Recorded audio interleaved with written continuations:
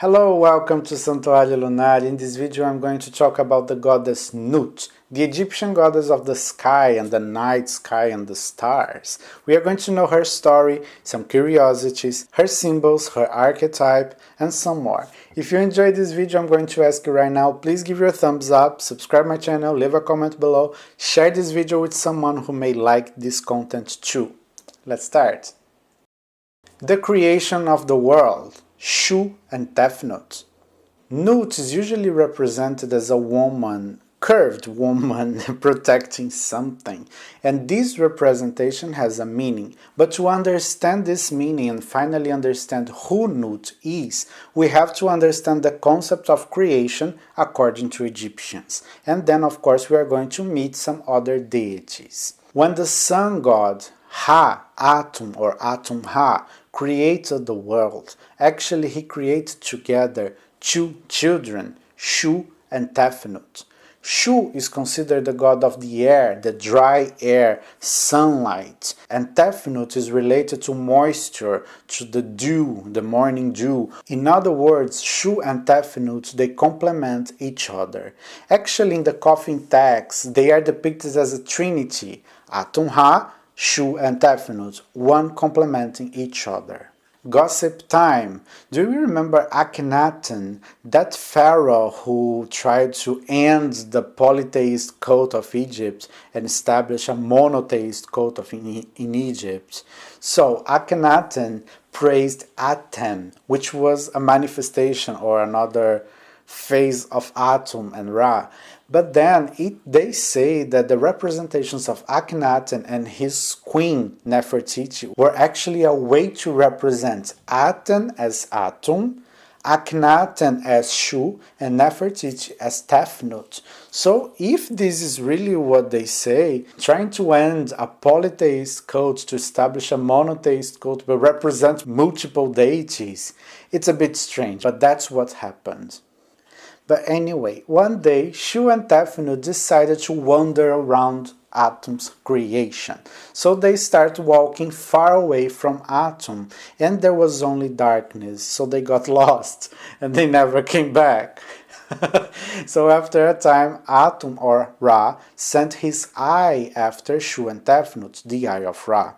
And the eye finally found them and brought them together, but they were already adults. And from the union of Shu and Tefnut, two other deities were born, which are Nut, the sky goddess, and Geb, the earth god. But Nut and Geb, they held each other so tightly that they would never separate from each other. So for some reason, Shu decided to separate them. Actually, this reason was to continue creation. So when Shu separated Nut from Geb, actually happened like this. So Shu was in the middle, holding Nut, and Nut became this archetype goddess, her feet in one side of Geb and her hands on the other side, and Shu in the middle holding her so she would not fall on Geb. Then, to maintain her, Shu created other deities, mainly 8 other deities who support Shu. So this representation actually shows our world, our ecosystem. We see Geb lying down, the earth. We see Nut as an arc over Geb, the sky dome. And between Geb and Nut we have the air, the atmosphere. So Geb is the surface of the earth. Nut is the sky we see when we look up. And Shu is the air, alongside Tefnut. By the way, talking about Tefnut, after she took part in this moment of creation and allowed the creation to continue creating itself, Tefnut became associated with 2 other deities. Maat, the goddess of order and justice, the one who brings order to the chaos, and also Hathor, because Hathor is associated with multiple things. If you want to understand more about Hathor, I already made a video talking exclusively about her. In other versions, Tefnut would have fought with Ha, or Atum, and then she decided to live alone in the desert. In this moment, she assumed a lion aspect, which is Sekhmet, and then Shu went to the desert to convince her to come back. Again, Tefnut in this aspect is associated to Hathor. So if you watch my Hathor's video, you may understand it better. Also, Sekhmet's video, and how Sekhmet and Hathor are also associated as being the face of the same goddess. Nut, the goddess of the sky and the stars. So Nut represents the sky. Whenever we look up, we see the sky. And this sky supposedly is blue, depending on where you live, if there's not enough pollution to make it gray all the time. So this blue sky is Nut, and Nut is this blue sky. That's why it's very common to find depictions of Nut as a blue woman, because she's representing this view we have. Even in the night, when it's not too dark, we see a navy blue color. Nut is also represented as a cow with stars inside her. Once again, we have this connection of Nut and cow, or Nut and Hathor. So if you see a cow, probably it's Hathor. If you see a cow with stars, probably it's Nut. The Egyptians believed that the sky was a watery place. So whenever we looked up and saw things in the sky, these things were actually sailing across the sky. So the sun sails across Nut's belly from east to west, and then every day in the morning Nut would bring the sun to his life, and then every day in the evening Nut would swallow the sun. So she became very important in this aspect of maintaining the cycles. So whenever she would bring the sun god to life again, the bleeding that would occur in this moment would taint the sky in reddish hues or pinkish hues. That's why we have the different colors. And then the sun would sail across Nut, she would swallow him, and the sun would go to a dark and dangerous journey inside Nut. But in this moment, Nut would give birth to the stars and the moon and the planets, who will also sail across her belly to be swallowed by her, and this you got it. From this important aspect, Nut got more roles attributed to her. Whenever a person died, Nut would be painted in many coffins, like in an idea to embrace the dead and help them during the journey in the afterlife. It is also said that when they awakened in a new life, Nut would give them energy so they could face the dangerous journey through the underworld. Nut, the mother of the gods. When Nut and Geb were separated, something happened that nobody expected. Nut was pregnant. But for some reason the sun god cursed Nut, and she could not give birth to these children in any day of the year. So how would she give birth to them? That's when Thoth enters in the play, and then he plays a game with the moon, a board game with the moon. And when he wins this game, he earns extra light, enough to produce 5 extra days in the year. So these 5 extra days have no curse in them. Then Nut is capable of giving birth to 5 different children. And who are these children? It's Isis, Nephthys, Osiris, Set, and Horus the Elder. So now we have the complete Ennead of Heliopolis, the 9 most important deities from the Egyptian pantheon. Atum-Ra, Shu and Tefnut, Geb and Nut, Isis, Osiris, Nephthys, Set, and Horus the Elder. The symbols of Nut.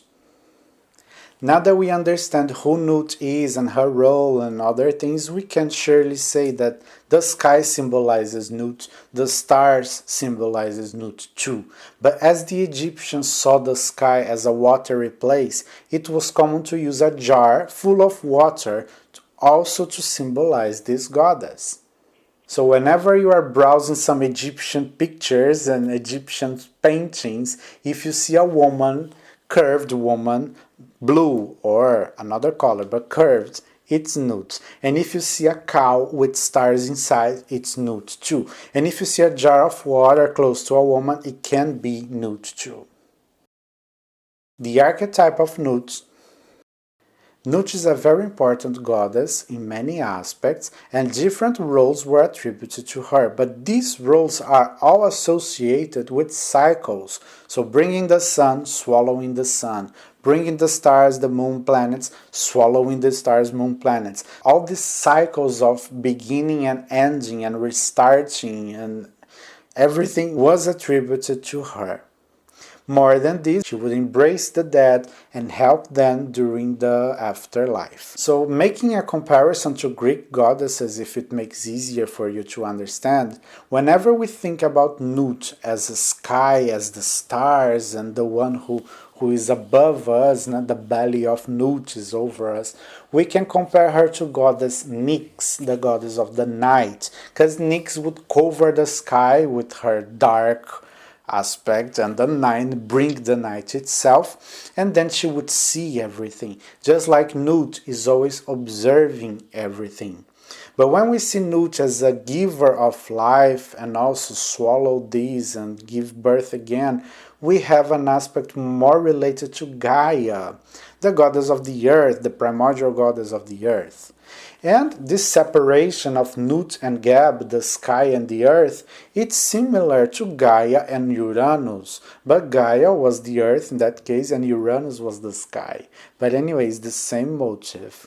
And when we see Nut giving birth to the most important gods, the most powerful gods in Egyptian mythology, we also can connect her to Rhea, giving birth to Zeus, Demeter, Poseidon, and Hera, and all the siblings. So Nut comprehends a bigger aspect. When we do this comparison with Greek deities, we have to get more than one Greek deity to fully understand Nut. So in the end, we understand Nut as a big mother goddess, the one that gives life, protects life, observes, takes care.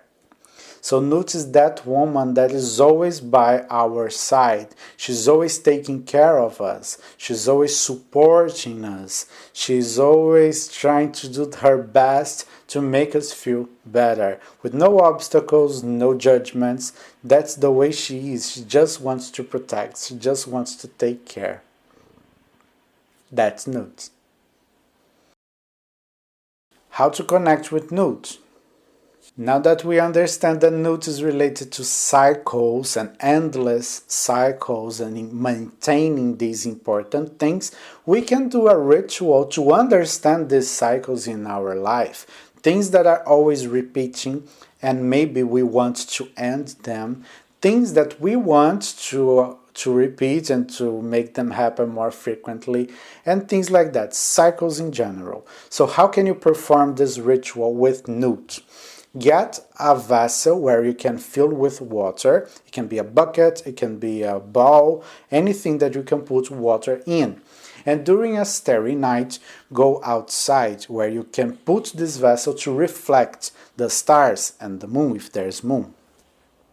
Now sit beside these, light up your favorite incense and make a meditation with Nut, asking her to show you these cycles and how you can fully enjoy them or how can you break them and end them. I'm sure you're going to get your answers. So this is Nut, the sky goddess from Egypt. I hope you enjoyed this video, and if you did, as I mentioned in the beginning, please give your thumbs up, subscribe my channel, leave a comment and share this video with someone else. Thank you so much. See you.